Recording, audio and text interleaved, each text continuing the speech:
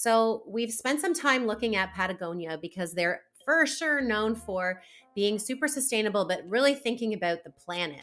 They go beyond that outdoor gear. When you see somebody walking down the street with a Patagonia hat or one of those iconic sweaters, they're more about selling to customers. They're always, and they have always been thinking about the environment and social responsibility. It's been core to their mission. So this video is to give you some ideas maybe for your own business and really just to learn more about what sustainability looks like at Patagonia.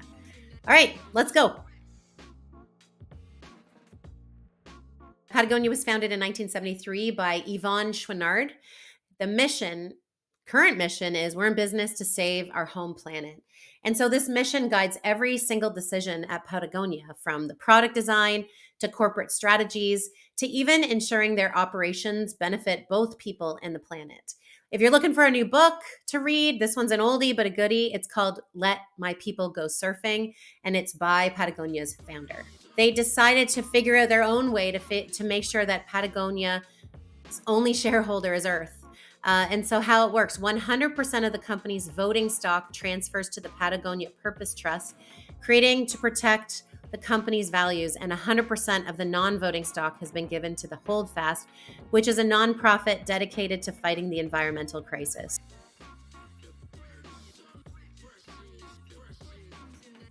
I'm now going to click on climate goals. So they have climate goals, and what I think is interesting and special about it is they just cut to the chase. They get right to the numbers. And so, for example, for 2023, their GHG, greenhouse gas emissions, we can see scope 1 and 2. They get very specific about employee travel. So they're holding themselves accountable because they're throwing the numbers out. They also have aligned themselves with SBTI, which is the Science Based Target Initiative. And again, you can see how they've set these firm targets that have been accepted on the other side. One last thing to look at here before we hop over to learning a little bit more is just more about their footprint. So this is their greenhouse gas emissions footprint. Really what they're focused on are the materials that go into the things they sell, their environmental programs, social responsibility, and where they do business.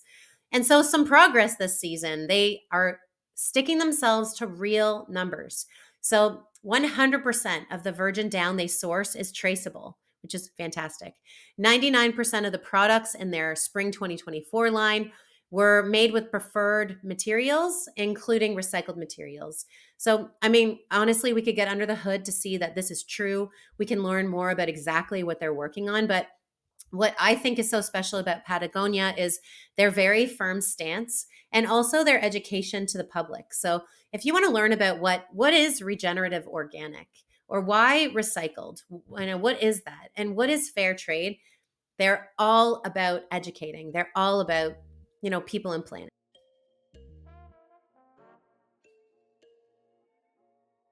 I'm hoping you can get some ideas from Patagonia's environmental initiatives for your own business. So let's take a look. Number one, renewable energy. 100% of their facilities are running off renewable electricity.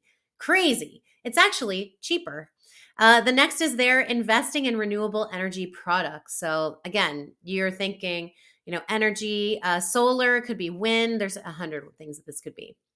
They're also conserving water, which, yes, it saves your business money if you're smart with your water consumption. So they've implemented these water saving technologies in their manufacturing process. If you use a lot of water at your business, come up with ways to cut water because water is costly. If you can use less, you can probably save some money. Also, they looked at waste. Again, anything that's wasted during manufacturing or packaging, it costs a company money.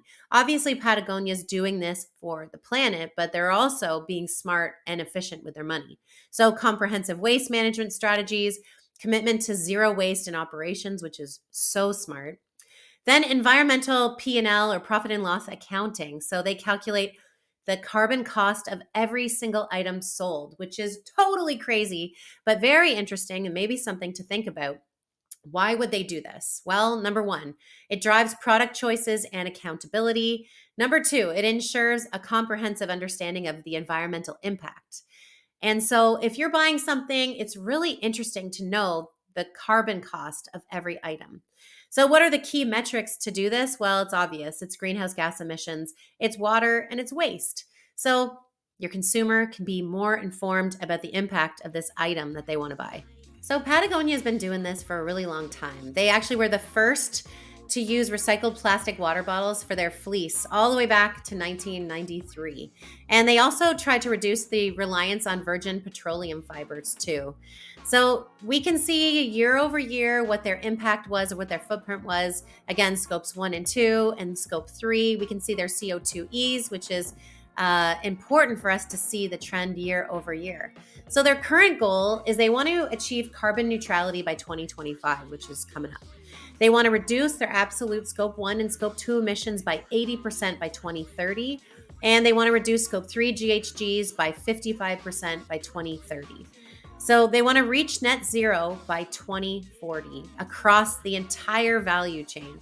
Big goals, huge commitment, but they definitely are the ones out of all the companies I know that could achieve this. What can we learn from Patagonia with respect to material consumption? Well, they have something called NetPlus material, which is what you think it is. It's made from 100% recycled, discarded fishing nets in the ocean, which we know is a problem. Number 2 is something called Yulex natural rubber. It's sourced from responsibly harvested rubber trees, which is kind of interesting. If you want to learn more, you can go to their website. They also have regenerative organic practices. So this is restoring soil health, increasing biodiversity, and sequestering carbon in the soil. Then we already touched on the recycled materials. So 87% of Patagonia's product line uses recycled materials. They also have preferred material goal, which is 100% preferred materials by 2025, which is very short order. And finally, a couple of examples. The first is recycled polyester, organic cotton, hemp. We talked a little bit about nylon. They are at the forefront of innovation in materials for outdoor gear. When my company, This Rock, works with companies that are just starting down sustainability, they often don't immediately get a certification. Maybe they get EcoVadis, for example. But as you progress year over year, it is important to start adding certifications or initiatives. So Patagonia has been doing this for a long time. They are B Corp certified, Fair Trade certified, and then other certifications that are important. They also have the initiatives backing them. SBTI, we already talked about. 1% for the planet, I think, is really interesting. We talked about some of their material initiatives.